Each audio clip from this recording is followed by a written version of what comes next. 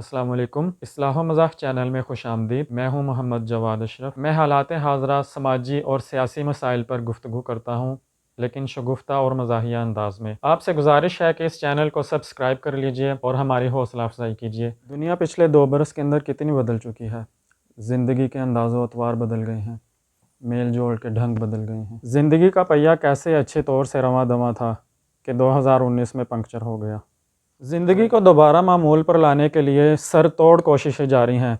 दुनिया के तमाम ममालिक कोशिशें कर रहे हैं और उन मुल्कों के शहरी धड़ाधड़ वैक्सीन लगवा रहे हैं ताकि इस महलिक जरासीम से ख़ुद को महफूज कर लें। मगर पाकिस्तान में कोरोना वैक्सीन को लेकर लोगों का रवैया बड़ा ही अजीबोगरीब है। यहाँ के सियाने और बड़ों का भी बिल्कुल उस छोटे बच्चे की तरह बिहेवियर है जो इंजेक्शन लगवाने से डरता है और रोता है कि मैंने इंजेक्शन नहीं लगवाना। अजब बात है, यहाँ के लोग कोरोना बीमारी से उतना नहीं डरते जितना कि कोरोना की वैक्सीन से डर रहे हैं। हमारे यहाँ हर कोई साइंसदान बना फिरता है, जिससे बात करके देख लो वो कोरोना की वैक्सीन का एक नया ही साइड इफ़ेक्ट आपको बताएगा।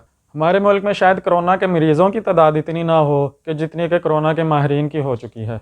कोई आपको खुसरा बना देगा तो कोई आपका खून जमा देगा, कोई आपको 3 साल में मरने की खुशखबरी सुनाता है, कोई आपके तौलीदी निज़ाम को बेकार कर देता है, तो कोई खड़े खड़े आपके जिस्म के अंदर चिप नस्ब कर देता है। अब वैक्सीन लिक्विड है और चिप सॉलिड होती है, तो कैसे मुमकिन है कि वैक्सीन लगवाने से जिस्म के अंदर चिप फिट हो जाए। बड़ी ही मुज़हिका ख़ेज़ ये बातें हैं। और तो आपका कुछ हो ना हो, लेकिन इन बनास्पति साइंसदानों की बातें सुनकर आप पागल ज़रूर हो जाएंगे। कोविड की वजह से सबसे ज़्यादा नुकसान हमारे तालीमी निज़ाम का हुआ है। हुकूमत सबसे पहले और सबसे ज़्यादा पाबंदियाँ स्कूलों कॉलेजेस में लगाती है। वैसे ये बात बड़ी ताज्जुब खेज़ और समझ से बालातर है कि किसी जवान की शादी हो या बाबे का उर्स, पुरहुजूम गलियों बाज़ारों में, बसों वैगनों कारों में ये जरासुमा बड़ा बीबा बच्चा बन के रहता है, किसी को कुछ नहीं कहता। लेकिन जैसे ही किसी स्कूल, यूनिवर्सिटी या कॉलेज के गेट में एंटर होता है तो ये जरासीम बदमाश बन जाता है और तलबा को ये गिराने लग जाता है। लगता है इस जरासीम से ख़तरा है तो सिर्फ तालिबे इल्मों को ही है, और तो ये किसी को कुछ नहीं कहता। वैसे कोरोना वैक्सीन आने का सबसे ज़्यादा नुकसान हड हराम तालिबे इल्मों को हुआ है कि बेचारों को अब पढ़ कर पास होना पड़ेगा। डिजिटल नकल करके पास होने की सहूलत ख़त्म। अय्याशी का वो लंबा और तवील सुनहरी दौर ख़त्म हो चुका है। अब इन्हें पबजी छोड़कर उस्ताद जी के पास जाना पड़ेगा। आज मैं अपने गांव आया था। यहाँ लोगों से मैंने कोरोना वैक्सीन के बारे में बातचीत की, उनके ख़यालात जाने।